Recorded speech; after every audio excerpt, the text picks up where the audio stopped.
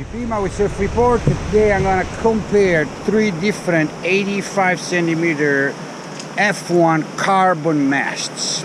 That is my old one, 14 millimeter. This is the new 14 millimeters. This is the new 16 millimeters. Let's talk about those two first. Not many people know that these two masts have exactly the same profile. The difference are other. This is one piece, the new one. The old one instead is not. It's glued into its carbon base. The new one is hollow in a couple of chambers there. Instead, the same chambers are filled with hard PVC foam on this one. And the old one, it does say somewhere 90% high modulus carbon. The old one. The new one doesn't say, but I asked the guy who designed it. Yeah, it doesn't say. And it is 95% HM carbon. But of course, the layup also will be different because look at this. They had to go all the way around. So this will be way stiffer in this section. The 16 millimeter, there is no equivalent old one. So I'm going to try to compare everything. Can tell already it's stiffer.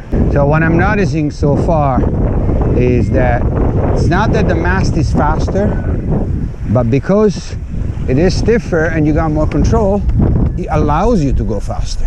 Just the drag, if when I just do this and glide, it feels just the same. Actually, I have to be honest, the old one feels like a little more slippery, which doesn't make any sense because they have the same section. Nah, it's the same. It's the same, and only when you push the speed by, you know, powering up the sail or the pumping, you see the benefits. So I would say so far, there's only pluses. It's definitely a better mast. But the other one, I still like the other one. It's not too flexible, out of control. It all depends on the speed at which you're going. The faster you go, the more you feel it like sometimes doing some weird stuff. Keeps you on your toes more. Let's put it like that. This is just more reliable and makes everything easier. I see, even also especially in the turns, it's just more reliable. Okay, time for an upgrade, GP, I think. 16 millimeters got amazing control. The bigger the bump is, the better it goes. But if it's just down, just gliding, you feel a little more drag. But as long as there is energy, look at this. I'm completely in control. More in control than even the new 14. So this one wins the stiffness category for sure, and the control that derives from the stiffness. So I would say if you're riding big waves, that's a good one. Not a fairly big bump. The 16 millimeter, unbelievable how stable and in control it makes me feel. So I'm liking this mast a lot.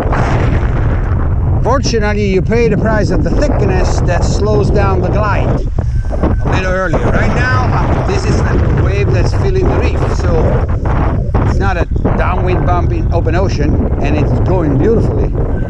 And it's also very, very effective when you pump it because it's stiffer. But then when there is not much energy, it slows down. So definitely for downwinders, the 14 millimeter is better. But this definitely has a reason to be owned. I'd say big waves, I think I like this 14 better. It just gives you that confidence that no vibration, no weird things are happening underneath, and so it makes you want to send it. It's free, it's more free to go, this one, is because it's thinner. It pumps pretty well too, and it's stiff enough. Stiffer than my old one. No, it's beauty. Yeah, it's a little more expensive, but it might be worth it if you are into high performance everything. Okay, now I'm on my old 14. They're all good, these masts, but this one flexes a little more. And so if you're in a bumpy situation, big waves, going fast, you feel a little less in control. My mast is the most flexible of them all, but it's not a particularly flexible one. It just feels a little bit of flex when it's either bumpy or you're going fast down a big bump, something like that. It's not a control, it's just you have a little less control. The other two masts have more control. Particularly the 16 feels like you are in really, really good control, but because it's also a little slower than the 14, I don't know if that feeling of control comes from the fact that you go in a slower speed. And the slower speed, the slower glide, when you lift the wing and you're in a bump, if the bump is big and steep enough, no problem. But if it's not, then it slows down a little bit earlier than the thinner profiles, both mine and the new one. The pumping on the 16 is pretty remarkable. You feel like it's really effective every time you pump, but then when you out of the pump and you gotta glide, it slows down. So overall, personally would like the 14 better, the new one. The 16 makes sense, I would say, in case you go like really big waves that you don't need to really make it down the line. You don't need to go particularly fast, you just want to have a lot of control. Or for anybody who doesn't really care about, you know, the super high performance kind of winging. If you're learning, it's a little cheaper, so it's a really, really nice mast. Somehow I had the feeling that mine was the most nimble of them all.